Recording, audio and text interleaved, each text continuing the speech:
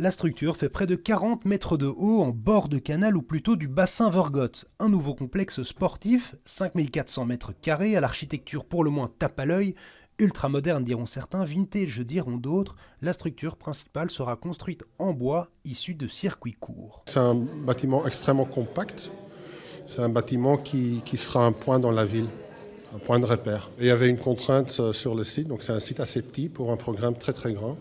Donc de toute façon, il fallait aller vers la hauteur, devenir beaucoup plus important. C'est pour la raison, là, on a mis la plus grande salle tout en haut. À l'intérieur, tout est segmenté par étages, comme une tour. Une cafétéria au rez-de-chaussée, au-dessus des salles de gym, une salle multisport en haut de l'édifice et au sommet, des cubes, des salles de basket ou de paddle avec vue panoramique sur la capitale.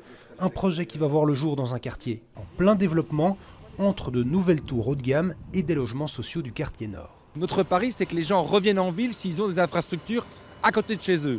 Les infrastructures, elles sont assez simples. C'est une crèche, une école, une salle de sport, ce qu'on fait aujourd'hui, une salle culturelle, du transport en commun, des espaces verts et des commerces. Le quartier nord est en train de symboliser ça. Le bâtiment sera exploité par la ville de Bruxelles, mais la région finance. 17 millions sont prévus. Un projet d'envergure articulé autour du canal. L'idée, c'est de faire que cette zone qui était au départ qu'une zone purement industrielle et un peu laissée à l'abandon, soit réhabilitée, que cette voie d'eau ne soit plus une séparation entre les quartiers, mais une liaison entre les quartiers. La demande de permis devrait être introduite fin 2022, place ensuite à plusieurs années de travaux. L'inauguration n'est pas attendue avant 2028.